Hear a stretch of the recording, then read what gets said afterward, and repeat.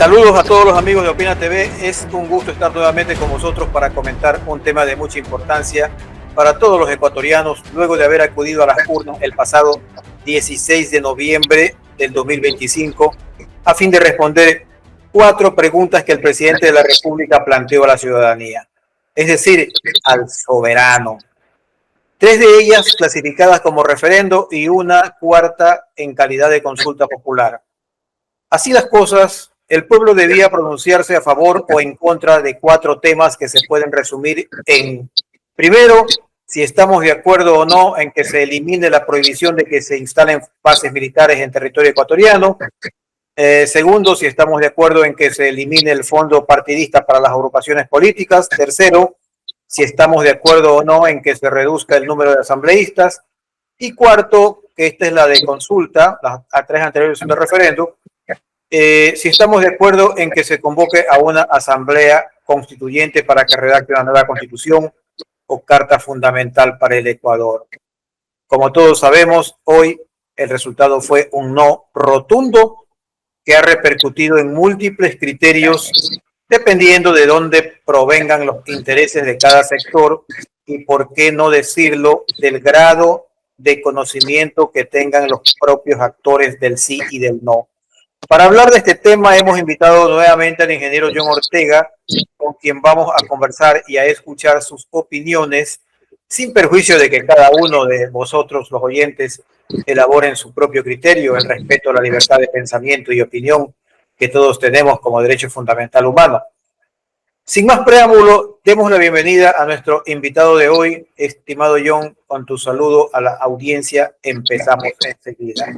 Saludos, William, gracias por la oportunidad que me das. Un saludo a todo el pueblo ecuatoriano, a los ciudadanos de bien, a este país tan noble, tan fructífero, tan bendecido, y que lamentablemente hoy estamos sumidos en una gran confusión, enfrentados entre hermanos por ideologías políticas, por malos elementos, pequeños grupos que gobiernan a una gran nación. Realmente, pues, espero que Dios en su infinita misericordia siga extendiendo su misericordia. Ya lo hizo ese domingo al dar un contundente no. Te soy honesto, yo pensé que iba a ganar el sí por todo el aparataje y inyección económica que se metió a esa campaña, pero me alegro muchísimo que el pueblo haya recapacitado, haya discernido y haya tomado una decisión que es bueno para el pueblo ecuatoriano.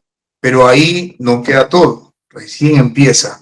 Claro, yo quisiera preguntarte, para iniciar este diálogo, ¿era necesario este referendo y consulta popular? Se han gastado, no sé, como 70 millones de dólares más o menos.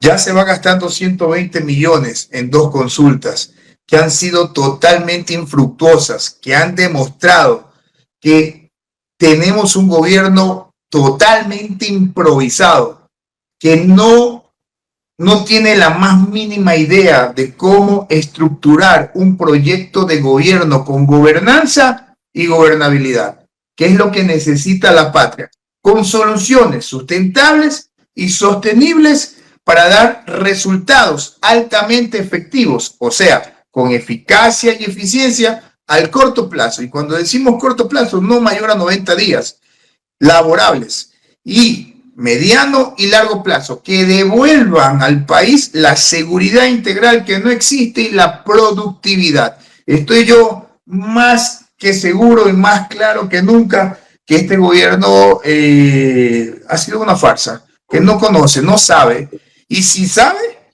no lo quiere hacer. Y hay que cuestionarlo, porque soluciones ha tenido en sus manos y no las ha querido implementar y ha hecho mutis. Y esto es lo más preocupante.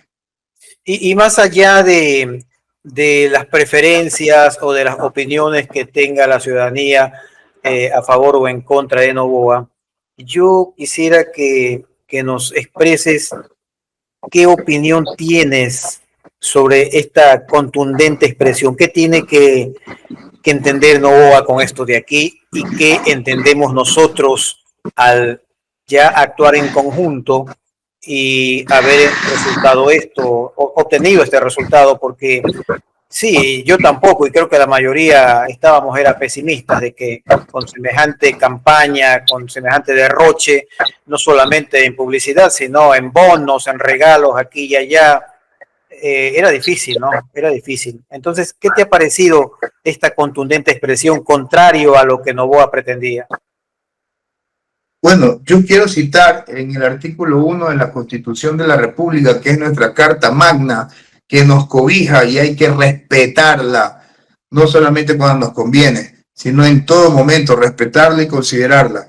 En el artículo 1 dice, la soberanía radica en el pueblo, cuya voluntad es el fundamento de la autoridad y se ejerce a través de los órganos del poder público y de las formas de participación directa previstas en la Constitución. La soberanía radica en el pueblo, cuya voluntad es el fundamento de la autoridad. Señor, si usted no entiende ahora que el pueblo le dijo 4-1, no, entonces a otra cosa, como dice el refrán, a otra cosa mariposa, porque estamos mal. Él tiene que entender que se necesita un cambio radical, un cambio de 180 grados, que no recicle funcionarios, sino que ponga a los funcionarios apropiados, que conozcan de la problemática nacional y más allá de que conozcan la problemática nacional, proporcionen soluciones sustentables y sostenibles a la falta de seguridad y productividad del país. No puede seguir vendiéndole más mentiras y más humo al pueblo ecuatoriano. Si no entiende eso, el tema es grave. El tema es grave. Yo, en lo personal, también siempre lo he dicho, en primer lugar, por sobre todas las cosas, es la acefalía que el pueblo ecuatoriano tiene de la presencia de Dios en la Constitución. Malhechores, malos ciudadanos. Se les ocurrió en el 2008 sacar el nombre de Dios de la Constitución. Hoy estamos pagando los platos rotos y no quiero ahondar más en el tema. Pero en una nación donde el 90% somos cristianos y creemos en un ser supremo, señor, primero pongamos a la nación en manos del Creador. Y segundo, haga el cambio de 180 grados y ponga verdaderos funcionarios que conocen la problemática. Y ¿Tú crees que Noboa está en capacidad a estas alturas, después de haber visto toda esta actuación, de dar ese giro, de hacer esos cambios? Mira, Dios es misericordioso y el Espíritu de Dios está aquí con nosotros, está en todo el mundo, está sobre la faz de la tierra, y mientras el Espíritu de Dios esté sobre la faz de la tierra, su misericordia es infinita. Yo creo que en los cambios, creo en los verdaderos cambios, y creo que hasta el más malo de los ciudadanos, el más ruin de los ciudadanos puede cambiar y ser bueno. Yo creo en eso. Y yendo al tema, perdóname, solamente para citar esto, yendo al tema, ¿por qué te digo esto?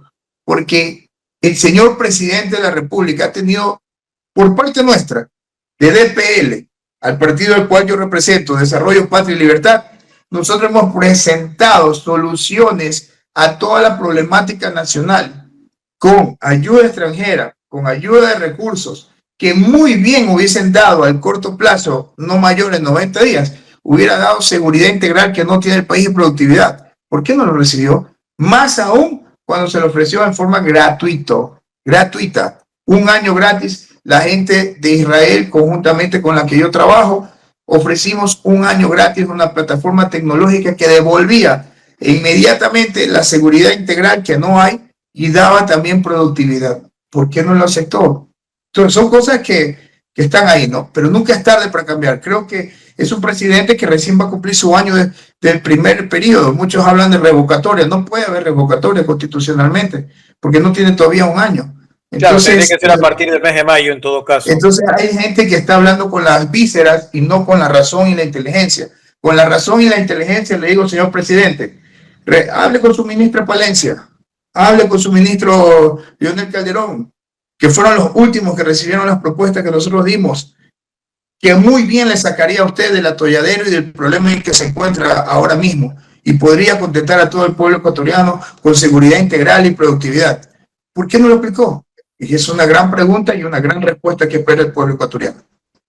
Ahora, ¿cómo lees esta situación? ¿Es un rechazo al gobierno de Noboa en sí, de manera global, a su mala administración, a su ineficiencia, o es un rechazo a las preguntas puntuales, o es algo mixto? Mira, lamentablemente el país sumergido en una falta de conocimiento político, porque la mayoría de los ecuatorianos no les gusta hablar de política, en un momento tan crítico de la nación que es necesario hablar de política, empoderarse de política. Ahí viene el primer error. Si no nos empoderamos de política, vamos a tener lo que hoy estamos viviendo, fanatismo político. Entonces, cuando ellos ven a Daniel Noboa, dicen, no, es el hijo de Alvarito, es el chico cuáquer, es el potentado, es el que nos va a sacar de la crisis económica. Entonces, lamentablemente, la mayoría del pueblo ecuatoriano que no se empodera política cree en estos pájaros preñados que no van a dar ningún tipo de resultado. Y mientras eso suceda, y como te dije, la cefalía de poner a Dios en primer lugar sobre todas las cosas, nos tiene en esta situación. No creo yo que el pueblo ecuatoriano esté en sí en contra de Daniel Noboa. Por eso es que yo creo que si él cambia y rectifica, puede recuperar la imagen perdida. Lo que sí creo es que el pueblo tampoco es tonto. El pueblo ya, o sea, oye, ¿qué te pasa? Pues aprobamos 9 preguntas en una consulta anterior y no hubo ningún resultado. Nos sacaste 3 puntos del IVA a una clase media trabajadora que ya no da más. Perdonaste deudas al sector empresarial. Condonaste deudas en firmes. Encima de eso, nos quieres traer bases militares, fuerzas extranjeras. Entonces, el pueblo no es tonto. El pueblo, o sea, eso lo discierne y sabe. Y la cerecita en el pastel son los muertos que tenemos todos los días. El terrorismo, el terror que hay en las calles al salir. Entonces, eso se palpa, eso se siente. Y la gente no es tonta. Entonces ya la gente le está diciendo, oye, ¿qué fue? O sea, ya no me vendas más mentiras, pues ya es suficiente con todas las mentiras que me ha dicho. Pero yo pienso y creo, y por el bien del país, que vivimos en democracia, y en democracia se tienen que hacer las cosas, pienso que él tiene todavía una oportunidad de cambio y de poder hacer bien las cosas y de escuchar y responder opiniones y proyectos que verdaderamente le van a dar solución. Entonces, es tiempo de que él cambie. Pero las últimas reacciones que he visto post consulta es más de lo mismo. O sea, es más de lo mismo y es más, se ve una actitud como vengativa, como de querer hacer más de lo mismo, ¿no? Cuando ya la gente le ha dicho en una consulta popular, basta. Entonces, si no se entiende esto y no se lee con pinzas y no se hacen los cambios que se tienen que hacer, no le va a ir bien. Pero si él cambia verdaderamente, si él corrige lo que está mal y él lo sabe, entonces él puede hacer un buen gobierno todavía. Es mi humilde opinión. Antes de entrar con las preguntas, porque es pertinente analizar pregunta a pregunta de las 4 que se hicieron, más allá del nombre que tome cada una de ellas, quisiera comentar ciertas versiones que están grabadas allí, que no son tampoco hechas con inteligencia artificial, ni que son fake news, ni nada de eso. Fueron opiniones emitidas por voceros del propio gobierno, por ministros, por sus asambleístas, etcétera, que fueron rechazadas, me parece, por la ciudadanía. Por ejemplo, el tema de la educación pública pagada. Sabemos que la educación pública universitaria es gratuita y hubo voceros del gobierno que dijeron que no debería ser gratuita, lo cual significaría que una gran cantidad de personas de pocos recursos económicos ya no podrían educarse, no podrían ir a la universidad. Eso de allí, ¿qué tanto crees que influyó en la población joven? Y no solo en la joven, también en los padres, porque toda familia y toda persona tiene derecho a soñar con tener un título universitario, un arquitecto, un ingeniero, un médico, un abogado, etcétera, porque no solamente el hecho de tener el título, sino que es la puerta que se abre para tener un mejor nivel de vida, para superarse, para ir adelante. ¿Qué tanto influyó eso? Y voy a mencionar otras cosas después. Pues mucho, mi querido William. Hay que decir las cosas como son. Hace 3 gobiernos, en el gobierno de los que muchos dicen el innombrable, hubo salud, hubo educación.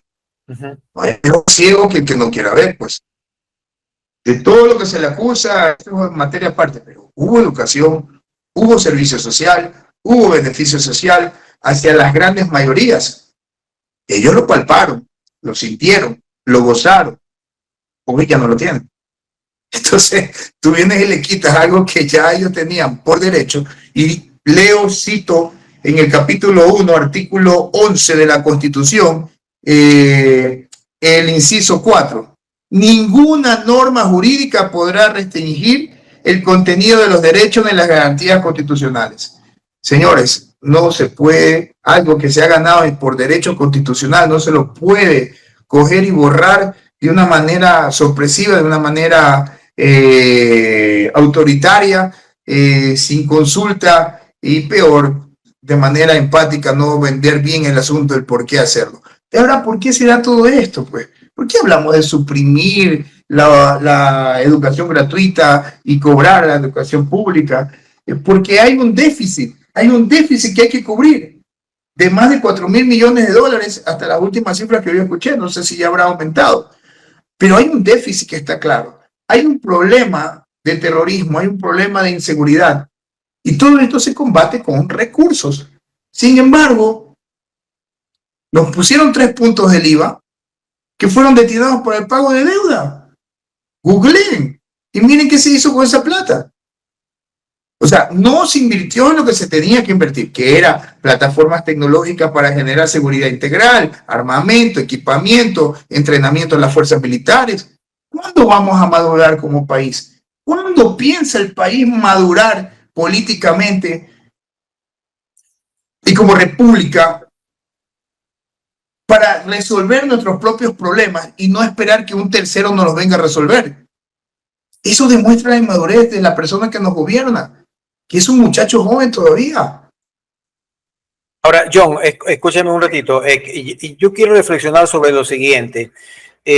Por un lado, el pueblo no sabe esta normativa que acabas de mencionar en el artículo 11 de la Constitución, numeral 4, y que dice: ninguna norma jurídica podrá restringir el contenido de los derechos ni de las garantías constitucionales.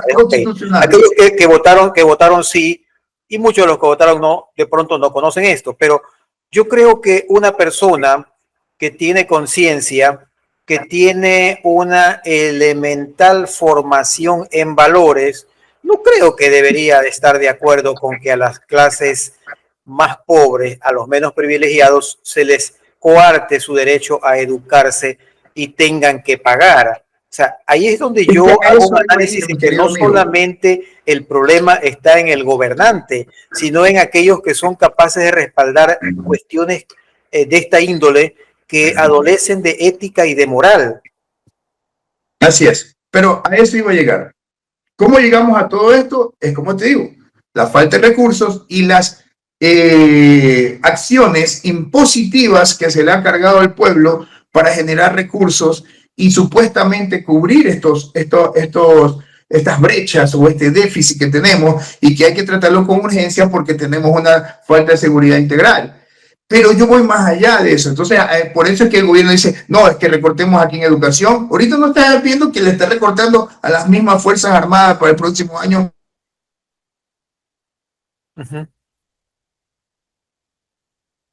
Su presupuesto se lo reducieron. O sea, ¿de qué estamos hablando? Porque él está priorizando el pago de deuda antes que la misma seguridad. O sea, él solito se está deudando con sus acciones hacia dónde están principalmente los recursos. 2, se queda con el problema de fondo, que no lo resuelve por falta de recursos.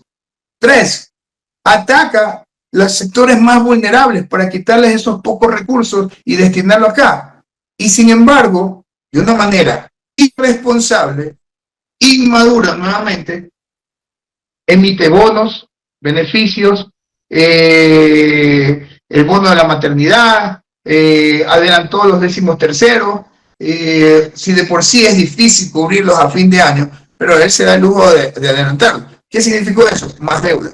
La deuda que recibió, el aporte que recibió del FBI, era para inversión pública, no era para bonos, bien clarito decía ahí. Sin embargo, se usó para pagar 13º, por eso que no se pagó a todos los sectores. Entonces, está manejando mal el país, lo está manejando terriblemente mal, cuando lo correcto es saber generar recursos. Y por eso es que yo quiero hacer énfasis en esto, mis queridos ecuatorianos, mi amigo William, que tengan claro esto, espero ser lo más claro de esto. Ecuador debe, como primero dije, debe madurar políticamente. Segundo, debe aprender a generar sus propios recursos y debe aprender a solucionar sus problemas que no son de tercero. Cuando yo digo generar recursos, hablamos el año pasado del estiaje de energía y que por ende, como nos faltaban 1080 megawatts, entramos en apagones. ¿Quién se perjudicó? La microempresa. Porque ellos son los que aguantaron todos estos embates de 8 horas sin luz, porque las grandes empresas tenían sus propias plantas, no sufrían de esto, tenían despachos adelantados, etcétera, etcétera, etcétera. Pero la microempresa asumió todo ese embate. ¿Qué generó? Una represión económica, una disminución, no llegar a los objetivos claros que había con el PIB, y hubo un decrecimiento de menos 4%. Hoy hablan de que estamos rompiendo récords, pero claro, es un efecto rebote pues, que estamos viviendo. Pues. Lo que no se hizo en ese tiempo, hoy se lo está haciendo, pues se lo está recuperando. Pero voy más allá de eso. Hay que acabar con la corrupción, claramente. ¿Y por qué este país tiene tanta corrupción? Porque desde el modelo de gestión central de gobierno, que es de donde se distribuyen los recursos financieros, ahí nace la corrupción y se distribuye en todo el territorio a nivel nacional. Un ejemplo, yo le doy 3.500 millones a Petrocomercial a través del Ministerio de Finanzas, genero la partida presupuestaria, mando a Banco Central manda a las cuentas bancarias de Petrocomercial y ellos recibieron 3.500 millones. Todo eso es trazabilidad, que se puede hacer trazabilidad electrónica y con pistas de auditoría. Si yo quiero judicializar, porque resulta que esos 3.500 millones no llegó a Petrocomercial y fue por otro lado, fácilmente puedo judicializar y puedo meter a la cárcel a quien desvió esos fondos. Pero ¿qué pasa con el backend? Con el retorno. ¿Qué hizo Petrocomercial con los 3.500 millones? Entonces, cuando tú le pides, te enseña, sí, un Excel, un PowerPoint, no hay balances. Ninguna institución del Estado a estas alturas creo que tiene balances debidamente auditados y presentados. Entonces te dicen, no, ¿sabes qué? En un Excel nosotros hicimos la compra acá de aditivos, importamos esto, atenolol, plomo, etcétera, etcétera, para poder crear combustible. ¿Cuál es el costo de producción? Se cree que aproximadamente vale tanto. O sea, no tiene ni siquiera un sistema de costeo. Entonces, ahí está el problema. Ahí es donde está el caldo de cultivo de toda la corrupción, que se traspola a gente de fuera, las mafias, porque de ahí salen carros que se van a otro lugar y no al lugar de destino que tienen que ir. Desvío de combustible. Resulta que vienen unos narcotraficantes y vienen guerrilleros y nos perforan el oleoducto y nadie se dio cuenta. Ya se dan cuenta cuando se han llevado. No lo digo yo, lo dice el PIC. En un estudio que hizo en el 2019, Salesiana, dijo claramente que en un año fiscal, entre la guerrilla y el narcotráfico, no estamos hablando del contrabando, solamente entre los dos se llevaban 95 millones de galones de gasolina. Saca las cuentas cuánto es. Hablamos que en fuga de combustible hay arriba de 30.000 millones de dólares. Si nosotros somos altamente efectivos cubriendo eso y recuperando eso que se está yendo y que está en manos de delincuentes, de mafiosos, ¿qué déficit fiscal tendríamos si recuperamos esos 30.000 millones? Pero para eso, ¿qué necesitamos? Trazabilidad electrónica y pistas de auditoría que no tiene el Estado ecuatoriano. Eso John, quiero no volver lo un poquito entienden, para atrás. o se hacen Para lo que no atrás. entienden, y ahí es donde está el inicio de todo. John, quiero regresar un poquito hacia atrás. Obviamente se regresa hacia atrás, estoy cometiendo una redundancia. Y comentar que así como ese tema de quitarle la gratuidad a la educación universitaria, que nadie les preguntó y obviamente eso no estaba en las consultas, y salieron a decir eso y al final del día creo que ha repercutido bastante también. Asimismo, se habló sobre el trabajo por horas y sobre el tema de quitar el 13º y el 14º sueldo. Estas cuestiones que nadie les preguntó, repito, y no estaban en las preguntas, sin embargo, le dieron un mensaje a la ciudadanía de que por ahí venía la situación. La gente lo interpretó de esa manera y quizás el gobierno puede decir, no, pero eso no era parte de las preguntas, pero lo dijeron sus ministros, pues. ¿Cree que allí podría haber una sospecha de que de pronto estos ministros lo dijeron precisamente para quitarle, podrían ser caballos de Troya metidos dentro de, esto no lo ha dicho nadie, se me ocurre a mí, que podrían ser caballos de Troya dentro del régimen para lograr un sentido adverso y que la gente se dé cuenta por dónde iba el tema y al final ayude al no?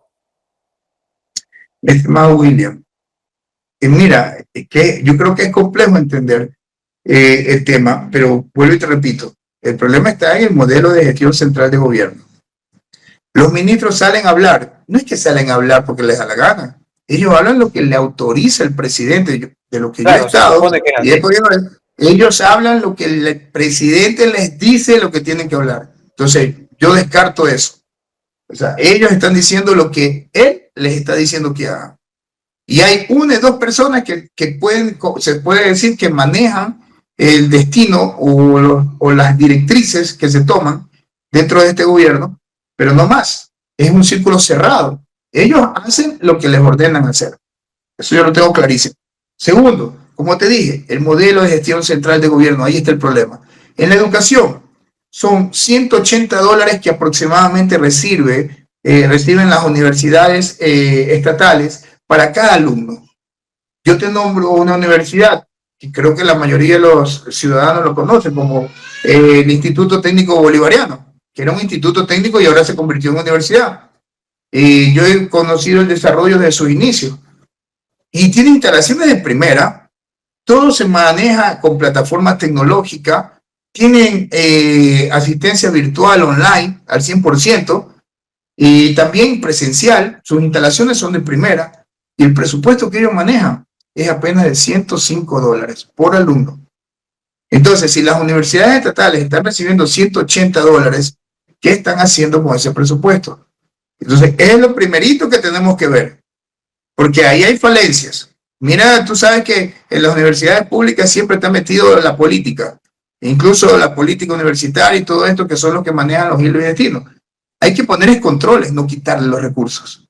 Hay que ponerle controles para que se maximice la calidad de la educación que se está dando ahí. Como por ejemplo, llevarlos a educación virtual al 100%. Y de esa manera aumentamos los cupos. ¿Cuántas personas tenemos que no acceden a la universidad porque no hay cupos? Entonces la manera de aumentar, si ya no tienes capacidad física, vamos y levantemos una plataforma tecnológica para poder aumentar los cupos. Y esto se podría multiplicar si el Estado ecuatoriano, a través de CNT y la incautación que hizo del cable submarino de Telconet, y nosotros que le ofrecimos un cable que pertenece al Alcatel, le ofrecimos que lo podía administrar y se lo podíamos dar, lo ponga al servicio de la educación, porque al tener estos cables y utilizarlo bien, oye, créeme que tendríamos una educación de primer orden a nivel mundial, porque se necesita tener un alojamiento, una plataforma totalmente estable, de última generación, para poder tener un compendio de todo lo que tiene que ver en materia educativa de primer orden. Incluso podríamos hacer hasta hologramas, dar clases con maestros en forma de holograma. O sea, se pueden hacer maravillas, William. ¿Y ese cable qué servicio está dando en estos momentos? No, el cable es un cable que está instalado, que en primera instancia, según lo que me dijo el accionista de Alcatel, era para Telconet. Pasaron a algo interno allá, no se le dejaron a Telconet y me dijeron que se lo ceda al gobierno ecuatoriano, que hable con el presidente y que se lo podía ceder yo al Estado ecuatoriano. Entonces, es un cable que tiene 192 hilos lúmenes de fibra óptica, pero con el tiempo que ha pasado, aproximadamente 10 hilos no valdrían, pero te quedan 182, pues, ¿no? Versus el cable que incautaron de Telconet, que es apenas 7 hilos. Ecuador podría ser el Miami de Latinoamérica, tranquilamente, en almacenamiento, en repunte de CNT. CNT podría aumentar su facturación bajito a 5.000 millones de dólares.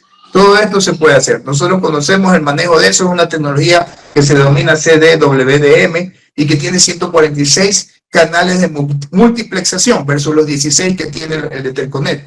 Entonces, estas cosas se les ha ofrecido. Entonces, ¿por qué crees que no aceptaron la propuesta? Principalmente porque no saben. No tienen ni idea de cómo manejar esto. Eso te lo puedo decir a rajatabla. Porque cuando yo les expuse todo esto, se quedaron con la boca abierta, me llamaron a expertos a que le digan a ellos si lo que yo estaba diciendo era verdad. Y ellos le dijeron, sí, es verdad. Pero ya te digo, primero un gran desconocimiento. Y segundo, que estas personas que lo están asesorando al presidente no están haciendo las cosas en forma correcta. John, hay un tema que es de conocimiento general también. Bueno, quizás mucha gente no sabe, pero se acaba de negociar o de renegociar los contratos con las telefónicas celulares. Entiendo que se ha negociado con una o con dos de ellas, no sé, eso acláramelo también. Pero lo que me ha alarmado a mí particularmente y a muchas personas es que supuestamente esos contratos son reservados, que tienen cláusulas de confidencialidad y que en esta ocasión no estarían disponibles para que las personas puedan acceder a ellos. Coméntanos el tema, por favor. Bueno, te escuché entrecortada la pregunta, pero creo que entendí todo. A ver, la puedo repetir. Aquí no puede haber confidencialidad sobre algo que es público. Se está violando la Constitución. Esto es de interés nacional. Hay un perjuicio que se viene haciendo al Estado ecuatoriano en estas concesiones de las radiofrecuencias, que ya va bordeando arriba de los 12.000 millones de dólares. Porque de lo que se ofreció en los primeros contratos, no se cumplió ni el 40% de las cosas que se habían comprometido las telefónicas en dar al país. Por parte del gobierno ha habido malos manejadores de estos contratos, ha habido mucho oportunismo, y no lo digo yo, lo dice la Contraloría en el 2013, si no me equivoco, que hay una sentencia en donde pues ya se habla de un perjuicio en aquella época de 2.800 millones y que se exige a las telefónicas y al Estado ecuatoriano resarcir eso inmediatamente, y nunca se hizo. Eso lo hizo Fiscalía, lo hizo Procuraduría y la Contraloría. Hay sentencias. Tenemos expertos como nuestro amigo Marlon Erazo, que fue director de Andinatel en aquella época, en el gobierno de Correa, si no me equivoco, que también lo persiguieron a él, ¿no? Por denunciar estas cosas. Y no, fue antes. Entiendo que fue en el gobierno de Abdalá Bucaram, creo, por allí, en esa época. No, Correa lo persiguió. Tengo entendido que Correa lo persiguió después. Lo quisieron meter hasta preso por denunciar esto. Él denunció eso en el gobierno de Abdalá Bucaram y luego en los otros presentó los estudios. Hay un estudio que está publicado en Google sobre el perjuicio que hay al Estado. Esto es tan grande que estaríamos hablando de otro Odebrecht. Que si el Estado ecuatoriano se inteligencia bien de todo lo que ha sido el perjuicio, por eso tiene que leer el estudio, y cuantifica el perjuicio que hay, ya te digo, más o menos está arriba de los 12.000 millones de dólares. Hay un afán por negociar. Acuérdate, en el gobierno de Lazo, ellos querían dar 500 millones, 700 millones, creo que como máximo, y no querían dar más. Entonces, por 15 años más. Entonces, estaban afanosos por seguir renegociando esta cesión de radiofrecuencias por estas cifras tan ínfimas que no ayudan en nada al país, ¿no? Entonces, era el momento de hacer una buena negociación. De pronto no recuperas los 12.000 millones de dólares que haya en perjuicio, pero puedes sacar 8.000, puedes sacar 9.000. ¿Por qué? Porque si el Estado toma la iniciativa y amenaza con denunciar a nivel internacional este perjuicio debidamente sustentado y soportado con pruebas, las telefónicas no les va a convenir, porque este mismo modus operandi que ha habido aquí, ha habido en toda Latinoamérica. Por eso te digo, sería otro Odebrecht. Entonces, el Estado debió negociar correctamente con estos señores. No debió ahorita apresurarse a cerrar una negociación por unas cifras que en nada ayudan, cuando de ahí podría sacar gran cantidad de dinero para cubrir el déficit fiscal, para hacer inversión pública, para hacer inversión en salud, que tanto necesita. Ya te digo, no menos de 8.000 millones de dólares yo le hubiera puesto a las telefónicas como base para poder renegociar por 15 años más. Entonces, hay que ver por cuánto negoció. Claro, aquí afirmando o respaldando lo que tú has mencionado, el artículo 91 de la Constitución se refiere a la acción de acceso a la información pública y dice: la acción de acceso a la información pública tendrá por objeto garantizar el acceso a ella cuando ha sido denegada expresa o tácitamente, o cuando la que se ha proporcionado no sea completa o fidedigna. Podrá ser interpuesta incluso si la negativa se sustenta en el carácter secreto, reservado, confidencial o cualquier otra clasificación de la información. El carácter reservado de la información deberá ser declarado con anterioridad. Ojo, esta parte es importantísima. Con anterioridad a la petición por autoridad competente y de acuerdo con la ley. Déjame comentarte que ya está en mis manos el informe Erazo y quiero a través de este medio y aprovechar la oportunidad para invitar a aquellos ciudadanos que quieran adherirse con su firma a un oficio que vamos a enviar al Ministerio de Telecomunicaciones para poder solicitar los contratos. Si no los entregan, procederá la demanda. Ese es el camino. Primero se solicita mediante un oficio, se le da el tiempo que establece la Ley de Transparencia y Acceso a la Información Pública, que es de 10 días laborables, más 5 de gracia, laborables siempre, y si no contestan o contestan con negativa o dan la información incompleta, entonces procederemos a la demanda y como hemos conversado contigo ya, John, pues tú serás parte también de los actores de esa demanda. Ajá. Claro que sí. Y como te digo, se pisotea la Constitución cuantas veces le da la gana. Estas son cosas que el pueblo ecuatoriano ignora mucho, pero por eso digo, a conveniencia se utiliza la Constitución y eso no puede suceder. El pueblo cristiano tiene las Sagradas Escrituras, que es la Biblia, que nos rige la norma de vida que debemos tener para ser agradables entre los ojos de Dios y los ojos de Jesús. Esa es la Biblia y nosotros la respetamos. No quiere decir que todos cumplamos a rajatabla lo que dice la Biblia. Por algo somos pecadores, pero respetamos la Biblia. Tratamos de hacer lo que ella manda, ¿no? Entonces, hablando de pecados, John, ¿cómo consideras el pecado de la mentira? Pues terrible. Son cosas que abomina a Dios, abomina su alma y lo desecha. Lo dice Proverbios 6 en el versículo 16. Hay 6 cosas que Dios aborrece y 7 que abomina su alma. Una de ellas es la mentira. Otra de ellas es el derramamiento de sangre inocente. Los niños de la Malvinas, ¿no te dice algo? Otra es enfrentar a hermanos.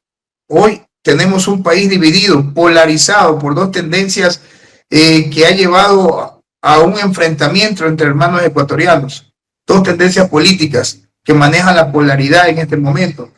Tenemos también los testigos falsos. Mira el show que se da del sobrino de Lazo, del testigo protegido. Un día dicen una cosa, el otro día dicen otra cosa, los testimonios de Diana Salazar. En fin, Esto es horroroso. ¿Qué originó, John, las protestas en Otavalo y en todo el sector norte del país? ¿Qué fue lo que originó esas protestas? Lo del diésel, ¿verdad? ¿Quieres recordarle al país qué dijo Noboa en campaña respecto a los combustibles? Que no los iba a tocar. ¿Qué dijo Noboa al pueblo cuando estaba en campaña respecto a los combustibles? Que no iba a tocar los combustibles, peor el gas.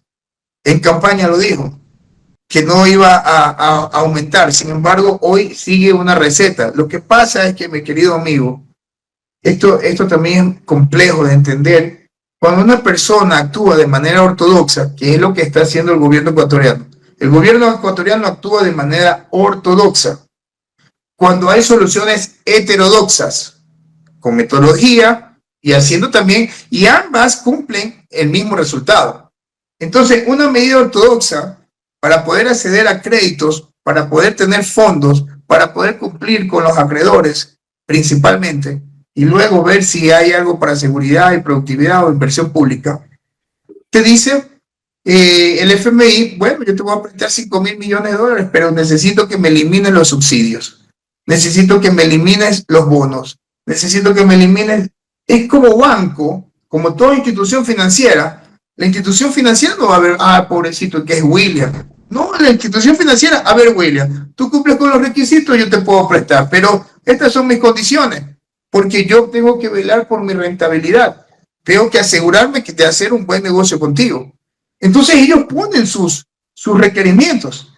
Entonces ahí viene el arte y el conocimiento de saber cumplir con esos requerimientos. Tú me indicas un requerimiento, la forma como yo la cumpla, ese es el problema mío, con tal de que yo te cumpla. Entonces, mientras viene Noboa y dice, ya, usted me dice que elimine los subsidios, entonces, señores, mañana sube el diésel, mañana sube la gasolina extra, mañana sube la gasolina super. Eso es lo más fácil, yo no me voy a complicar la vida. Vámonos a precio internacional. ¿Por qué? En Estados Unidos vale 3,30 el diésel, aquí vale apenas $1. Bueno, subámosla a 2,80, a 2,50. Listo, está igual más bajo. Se acabó. Asunto acabado, cumplí, deme la plata. Eso es fácil para él. Lo que él no está viendo es el trasfondo, el daño que le está ocasionando a las grandes mayorías de este país, más de 8 millones de pobres. Entonces, ahí eso es lo que ellos no están haciendo. Por eso que te digo que es un gobierno acéfalo, es un gobierno que no tiene conocimiento pleno. Cuando hay medidas heterodoxas, a ver, señor, en primer lugar, usted me dice que elimine el subsidio. ¿De qué subsidio hablamos? ¿Cómo? Si ustedes tienen subsidio. No, señor. El costo de producción, aquí está mi software de producción, mi software de costeo, técnicamente cuesta producir un galón de diésel 75 centavos de dólar. Aquí están las pruebas, pista de auditoría, trazabilidad electrónica, que es lo que estoy diciendo. Entonces, aquí está el costo de producción. Si yo lo vendo en 1.50, ¿de qué subsidio estamos hablando? Entonces, en primer lugar, técnicamente no hay subsidio. Usted está equivocado, señor FMI. Segundo, lo que tenemos es un precio preferencial. Ok, usted quiere que lo ponga a precio internacional. 3,30. Perfecto. Mañana subimos los sueldos a todos los ecuatorianos. Vamos a subirle el sueldo no menos de $2,000, el sueldo básico. ¿Y de dónde vas a sacar $2,000 del sueldo básico? Entonces, tenemos 27,000 millones en la bóveda de los bancos. Aquí en el Ecuador, dentro del Ecuador, en todos los bancos, hay más de 27,000 millones de dólares en los bancos. Las cooperativas, que son bancas del segundo piso, que no tienen razón de tener tanto capital, también tienen 27,000 millones. No lo digo yo, revisen Ecuavisa, que sacó un reportaje. 27,000 millones de dólares. ¿Qué estamos hablando? Es lavado, pues. Eso no es normal. Hay algo raro que está pasando ahí, con esas reservas que están dentro del país. Entonces, como las necesitamos para cumplir un requerimiento, entonces yo vengo y le subo el encaje bancario, pues. ¿Quién dice la Constitución? ¿Quién maneja el Banco Central y quién maneja los ejes de la Junta Monetaria? El presidente, pues el Ejecutivo. Entonces el Ejecutivo tiene el poder para coger y subir el encaje bancario para obligar a estas dos instituciones que esa plata de dudosa procedencia pueda salir al mercado microempresarial y poder reactivar las pymes que hoy están quebradas, con una condición, que devuelvan los empleos que han sido perdidos, bajan las tasas de interés, porque al subir el encaje bancario puedo obligar a que bajen las tasas de interés, ellos van a verse desesperados y van a sacar ese dinero, y obligamos a los empresarios a subir el sueldo básico. Con eso yo soluciono 3 problemas. La calidad de vida de los ecuatorianos se la mejoro, hago que los bancos hagan lo que tienen que hacer con los recursos que tienen aquí, y puedo controlar esos recursos si son lavados o qué destino tienen. Cuarto, con la trazabilidad de las pistas de auditoría puedo controlar a los microempresarios que realmente cumplan con un objetivo. Ahí tiene que funcionar el Ministerio de Bienestar Social, estos ministerios que han sido creados con acompañamiento a las pymes para que se puedan desarrollar. Pero ¿qué hacemos? Estamos devolviendo pues productividad, pues. Estamos bajando las tasas de interés. Ahí sí yo puedo subir el precio de la gasolina y nadie me va a decir nada por subirlo. ¿Sí? Esa es una medida heterodoxa. Ya, ahora, la otra medida, hay otras medidas más que se pueden hacer, como cubrir la fuga que hay en los oleoductos con tecnología. Y de esa manera recupero 30.000 millones de dólares. Entonces, si yo le demuestro al FMI que yo soy inteligente, que yo conozco y que yo sé cómo recuperar bastante plata, ¿tú crees que el FMI me va a decir, no, es que no eliminaste el subsidio? O no hiciste lo que te pedimos? No, yo estoy cumpliendo con las exigencias. Entonces, eso es la diferencia de una medida heterodoxa a una medida ortodoxa. Y no, correcto, lamentablemente, clarísimo, John. Ahora, complementariamente a ese tema, sin quitarle un puntito, una coma, está el hecho de que si en campaña electoral tú le mientes al pueblo y le dices que no va a haber más incremento en los combustibles, no solo en el diésel, sino en la gasolina, y a contrario censo, una vez que te montas en el poder, haces otra cosa, ¿qué esperas que haga la comunidad que se siente lesionada en eso? Que se quede cruzada de brazos y que diga, señor presidente, si usted lo dice de esa manera está bien, o que dado que tiene que cumplir con el FMI, entonces entendemos y no pasa nada, usted puede seguir mintiendo. Tú citaste la Biblia y mencionaste el tema de la mentira, que Jehová la abomina. Citaste el tema de crear discordia entre hermanos y citaste también el tema del derramamiento de sangre inocente. Esas 3 cuestiones, esas 3 condiciones o pecados, como menciona la Biblia, se reúnen en el tema de las protestas sociales causadas por Noboa. No hay donde perderse. Es lamentable, es lamentable. Y quiero decirlo textualmente, a todos los ciudadanos cristianos, cojan su Biblia, hablan en Proverbios 6, versículo 16, y lean esto. 6 cosas aborrece Jehová, y aún 7 abomina su alma. Cosa horrenda que suceda esto. Los ojos altivos. Tenemos un presidente que no escucha a nadie. Ojos altivos. Lengua mentirosa. Ha basado toda su campaña en mentiras. Todo es mentira. Es raro decir lo que es verdad. Las manos derramadoras de sangre inocente. Les recuerdo nada más los niños de Malvinas y los que murieron en Otavalo. El corazón que maquina pensamientos inicuos. Seguir insistiendo en introducir cambios que ya el pueblo le dijo no. Eso es maquinar, buscar la manera de instaurar esos pensamientos inicuos. Los pies presurosos para correr al mal. Se va a Estados Unidos a pedir ayuda. Cuando ya lo dije, debemos madurar y aprender a resolver nosotros mismos nuestros problemas. El testigo falso que habla mentiras. El show de Lazo. ¿Quién mató a Villavicencio? Y el que siembra discordia entre hermanos. Hoy nos tiene enfrentados una polaridad política dentro de un fanatismo político, politiquero, que es puro show y nada de soluciones. Entonces, es grave. Por eso es que les digo, ecuatorianos, lo primero que hay que hacer es pedirle perdón a Dios por todos los pecados que ha cometido esta nación. Pedir misericordia, que nos enrumbe, porque esta es una nación que ha sido bendecida en toda clase de recursos. Somos la única nación en el mundo, creo, que tiene las 4 estaciones dentro de un año y que podemos gozar de maravillas de la naturaleza, pero que lamentablemente está en malas manos hoy en día, en malas manos. Entonces, la gente de bien primero deben pedirle a Dios, primero pídanle a Dios. Disculpen que yo les hable de esto, pero si yo no les digo, ¿quién más les va a decir? Todo el mundo habla de política y no le da el espacio a Dios, el espacio que merece. Entonces, este es el primer paso. Y el segundo, ahí sí, con convicción, con moral, con valores, con virtudes, exigirle a este presidente que cambie 180 grados la dirección que lleva el país. ¿Por qué? Porque es el mandatario, pues, que democráticamente lo pusimos ahí y que democráticamente debe cumplir su periodo.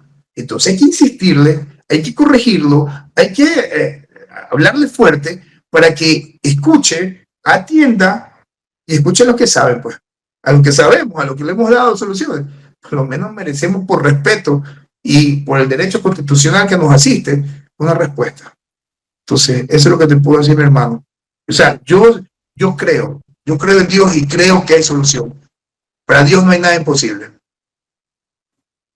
Hablando de esto de sembrar discordia entre hermanos, lamentablemente tenemos que luego de los resultados del domingo pasado, hay gente que dice que los que votaron no en la consulta quieren que continúe la delincuencia y que se siga gastando dinero en partidos políticos y en sueldos de muchos asambleístas que consideran inútiles. A mí me ha impactado más que nada escuchar que hay gente que quienes votaron no, o sea, la gente que votó sí, que se sienten frustrados hoy en día, acusan a los que votaron no en la consulta que quieren que continúe la delincuencia. O sea, es como hacerlos cómplices de la delincuencia. ¿Qué opinión tiene sobre eso? Porque yo no le encuentro lógica y además me parece una agresión a los demás ecuatorianos, y ahí es donde se aplica ese tema de sembrar discordias, porque esa discordia se ha sembrado y se atiza, se abanica desde el propio gobierno. Pues fácil, mi hermano. Debemos demostrarle a esas personas que están hablando así, porque sí, yo también lo he vivido, y es lamentable, es muy lamentable que se estén expresando con palabras soeces, hasta de maldición, porque hasta malditos dicen. Es terrible y me da mucha pena. Yo pido perdón a Dios por ellos y que les dé entendimiento y sabiduría. Esto con entendimiento, sabiduría e inteligencia. A ver, no somos responsables los que hemos votado no por el tema delincuencial que se ha alborotado en estas últimas horas y días. No somos responsables. Somos responsables porque creemos en la madurez de una constitución que tenemos altamente garantista. Tiene errores como cualquier constitución, pero hay otras maneras de corregirlas. Hay un tema que se llama seguridad integral. Y esto es lo que no entienden la mayoría de los ecuatorianos. Resulta que eso vi hoy. Un señor se baja de su carro, va a una tienda a comprar, vienen 6, 8 maleantes, se bajan en moto y lo acribillan a bala. Una señora que dice, ahí está, para los que votaron no, ahí está la delincuencia. Entonces, la culpa es de ellos, porque son cómplices de ese delincuente. Ese es un delincuente. Si lo mataron es por algo, porque también ha de ser delincuente. Esa es la expresión de una señora. Entonces yo le digo, seguridad integral, primero dice aquí en la Constitución, que te lo leí, que el Estado garantiza salud, educación y seguridad en todos los niveles. Es un derecho adquirido. El Estado tiene que garantizar la seguridad de todos los ciudadanos del territorio nacional.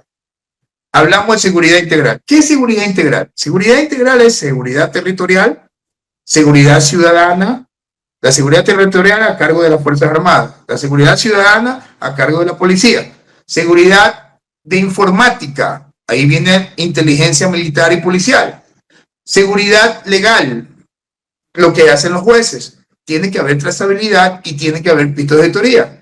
Seguridad educativa, seguridad económica, seguridad social. Bueno, hay un sinnúmero de tópicos que encierran la seguridad. La seguridad no es solamente poner policías y armados y ya está. No, es un conglomerado de tópicos que retroalimentan a una seguridad que, con el uso de un cable submarino que nos proporcione una plataforma tecnológica, nos va a brindar indicadores de gestión con inteligencia artificial y tendencias para poder anticiparnos. Tener seguridad integral nos permite anticiparnos a estos hechos delictivos. Entonces, si la Constitución dice que el Estado tiene que garantizar seguridad integral a todos los ciudadanos del territorio nacional, y el señor que lo matan y lo acribillan en plena luz del día, delante del medio mundo, que puede haber sido un delincuente, pero vinieron y lo acribillaron, ¿de quién es la falla? ¿De ese señor que se murió o del gobierno nacional? Obviamente del gobierno. Porque no proporcionó seguridad integral, pues. Porque si existiese seguridad integral, esos maleantes ya estarían presos, pues. O ya estarían muertos. El delincuente tiene dos destinos: o se muere o se va a la cárcel. No hay más. Pero con seguridad integral. El Estado ecuatoriano no tiene seguridad integral. Entonces, ahora, ahí es donde parte el punto. Independientemente que si el señor se murió era un delincuente o era un ciudadano de bien. O sea, independientemente. Si es un delincuente, bueno, cayó en su ley. Pero más allá de eso, esto es el acto que se tiene que evitar, se tiene que disminuir, se tiene que mitigar. Con eso se hace con seguridad integral. No sé si he sido claro con esa explicación. Sí, por supuesto que sí. Mi querido John, estamos llegando a la parte final. Quería comentar que circula en redes, entre muchos otros, porque yo creo que aquí uno de los problemas también es el desconocimiento de la gente. Y claro, la gente no está obligada a conocer cuestiones legales. Lo indigno, lo bochornoso, lo vergonzoso es que haya personas que de manera premeditada, aprovechando el desconocimiento de las personas, se dedican a mentir. Por ejemplo, este video que circula en redes, donde un individuo no es periodista, aunque ejerce hace muchos años esta función, es un comentarista político que se vende a un día a uno, mañana a otro, no es abogado tampoco, pero él dice que debido a que los jueces constitucionales presuntamente han derogado la ley de solidaridad, una de esas 3 leyes combos que están en la Corte Constitucional para análisis, pero que todavía no han dado un veredicto, dice que ahora debido a eso le van a devolver los bienes a la viuda de Fito. Y al respecto yo quiero puntualizar 2 cosas. Primero, que la mencionada ley no ha sido derogada. Lo que se ha hecho hasta este momento es poner medidas cautelares que son temporales, no definitivas, suspendiendo algunos artículos de esa ley. Y segundo, que aquella ley fue puesta en vigencia mediante su publicación en el registro oficial recién el 10 de junio del 2025, o sea, de junio, julio, agosto, septiembre, octubre, noviembre, hace aproximadamente 5 meses. Y los bienes de la viuda de Fito fueron en el 2023, si la memoria no me es infiel. Entonces, la ley no es retroactiva. Hay un principio no solamente ecuatoriano, no solamente en la legislación ecuatoriana, sino universal, que es la irretroactividad de la ley. Entonces, ¿cómo le engañan a la gente diciéndole que ya les van a devolver todos los bienes a la viuda de Fito, producto de que esa ley la han tirado abajo? O sea, qué falsedad, qué miseria humana de parte de estas personas que se dedican a eso.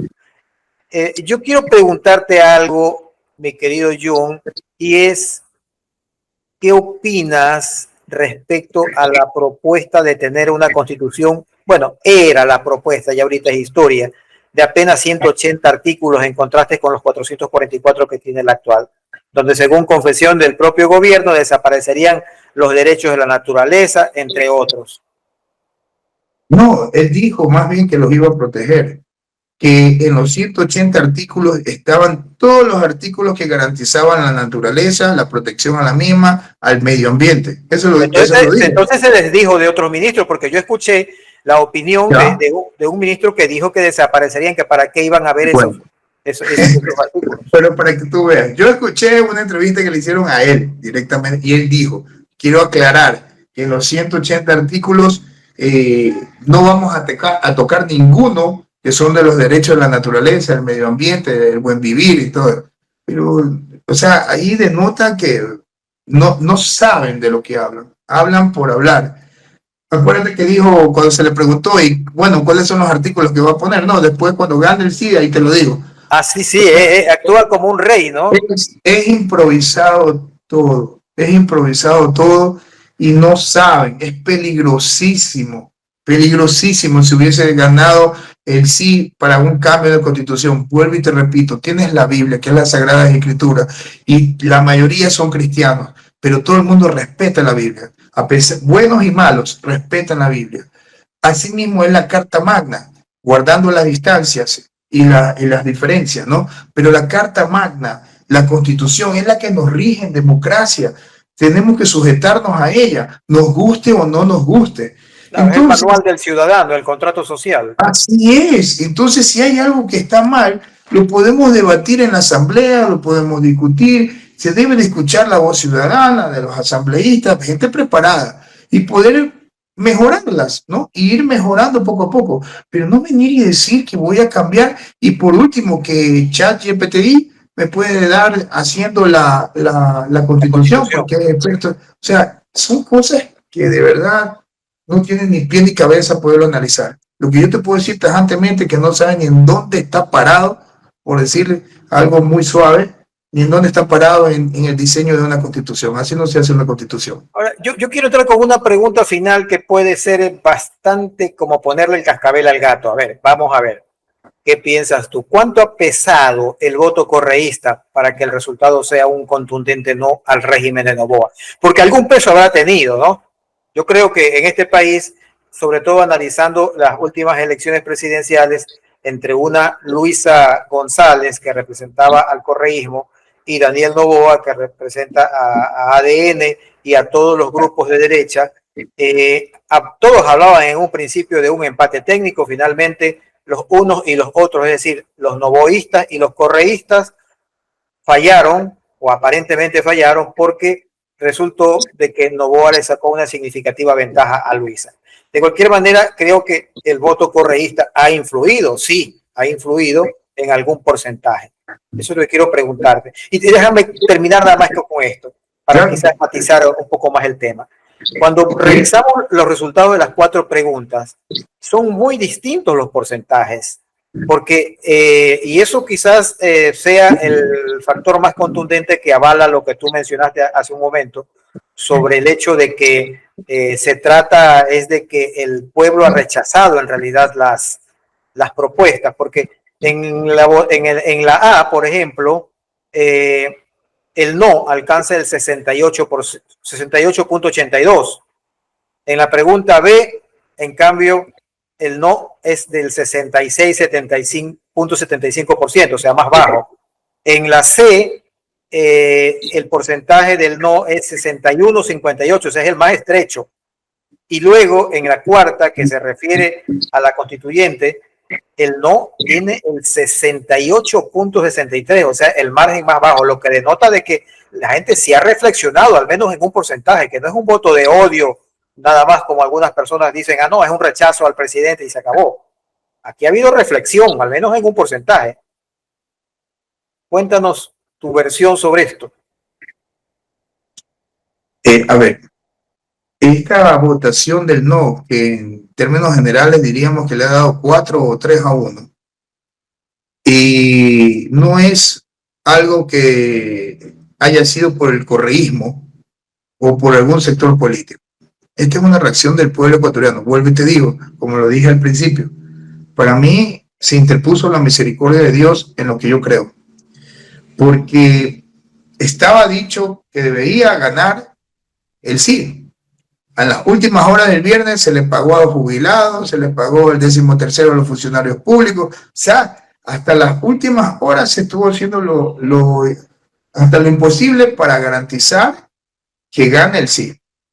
Sin embargo, el pueblo, de una manera madura, coherente, con la Constitución, con los derechos palpados, con el accionar del presidente, es un cúmulo de cosas que ha llevado ya a actuar, a reaccionar a un pueblo ecuatoriano. Por eso yo le doy gracias a Dios que le dio lucidez a los ciudadanos para votar con criterio y responsabilidad. Las personas que maldicen, que hostigan, que critican, insultan a los que votaron por el no,